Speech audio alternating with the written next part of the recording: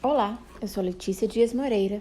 Estou fazendo a leitura do livro Como Flechas, Preparando e Projetando os Filhos para o Propósito Divino, de Luciano e Kelly Subirá. Capítulo 2. O alvo principal. As flechas devem ser intencionalmente lançadas com a finalidade de atingir o alvo. O mesmo se dá com a criação dos filhos. Os pais devem dar senso de propósito a eles. Auxiliá-los a viver o plano divino é tarefa prioritária. Quem deveria lançar os filhos ao alvo divino são os pais. Contudo, diante disso, surge a questão: qual significa o alvo a ser lançado? Podemos entender o alvo como o destino e o propósito dos filhos. E, ao abordar este tema, devemos primeiramente reconhecer dois tipos distintos de alvo. O alvo geral, aquilo que de forma generalizada Deus planejou para todos nós. Por exemplo, as Escrituras afirmam que Ele deseja que todos estejam salvos e cheguem ao pleno conhecimento da verdade. 1 Timóteo, capítulo 2, verso 4. Esse é um alvo que se aplica a todos. O pessoal, aquilo que, de forma personalizada, o Criador planejou para cada um de nós. A palavra de Deus revela que há projetos individuais. Ananias foi enviado pelo próprio Cristo com uma mensagem a Paulo, imediatamente após a sua conversão. O Deus de nossos pais escolheu você de antemão para conhecer a vontade dele, ver o justo e ouvir a voz dele. Atos, capítulo 22, verso 14. Essa afirmação representa o plano divino para Paulo, não para cada um de nós. O fato de ele ter sido escolhido para ver Jesus não significa que o mesmo se dará com cada um de nós.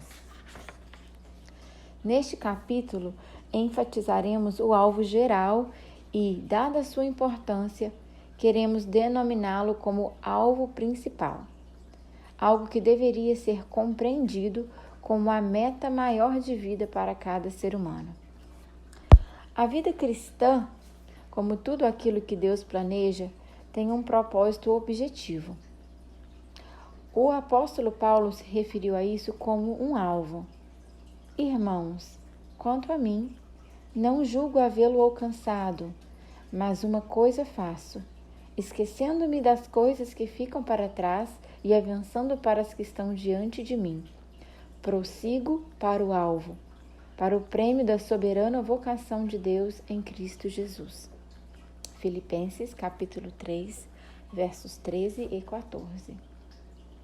A palavra grega empregada pelo apóstolo Paulo nos manuscritos originais é scopus, e de acordo com o léxico de Strong, além de significar um observador, guarda, sentinela, também era usado para falar de um sinal distante para o qual se olha, alvo ou fim que alguém tem em vista.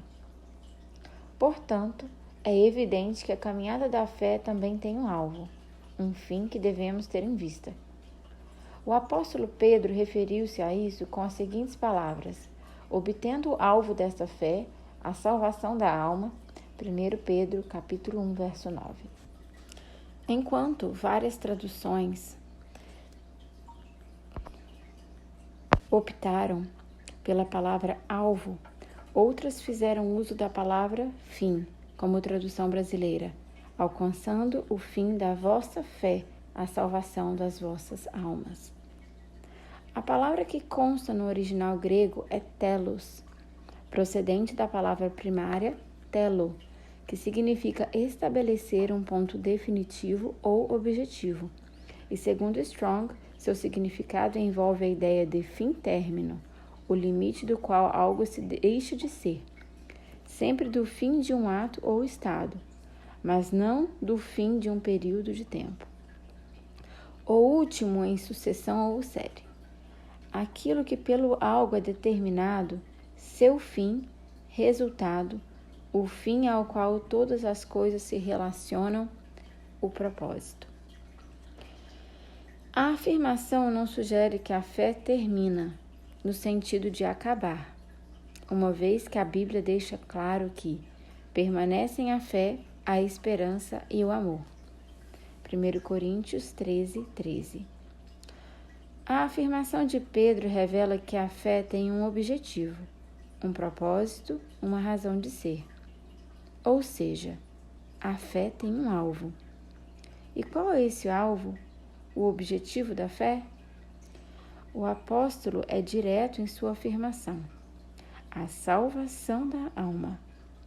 Logo, o alvo principal, a vontade geral de Deus para todos os homens, é a salvação em Jesus Cristo. Por mais óbvio que este assunto pareça, ele merece a nossa atenção e reflexão.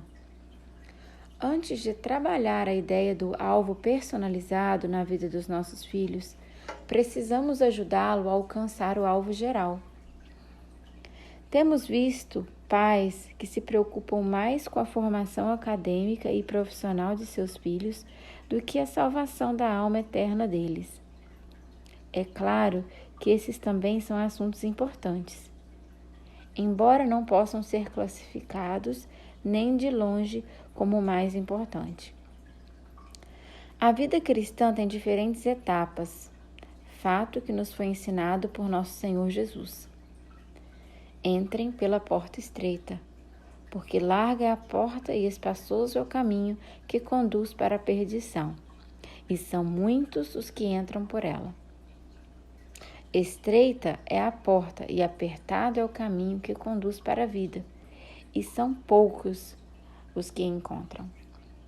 Mateus capítulo 7, versos 13 e 14. Nos exemplos anteriores, Cristo destaca uma jornada que envolve 3 estágios. Primeiro, entra-se por uma porta. Segundo, percorre-se um caminho. Terceiro, alcança-se um destino, que aqui denominamos alvo.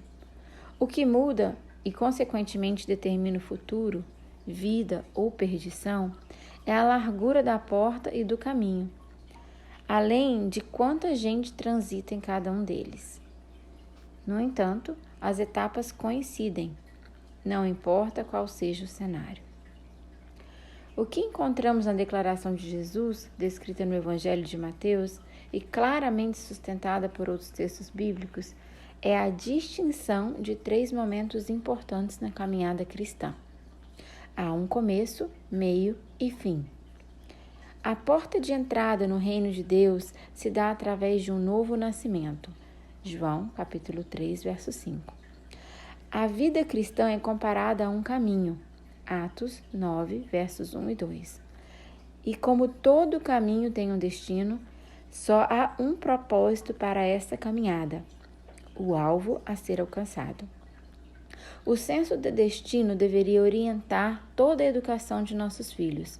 Portanto, primeiramente abordaremos a ideia do alvo principal, salvação e vida com Deus, e depois a ideia de um alvo pessoal.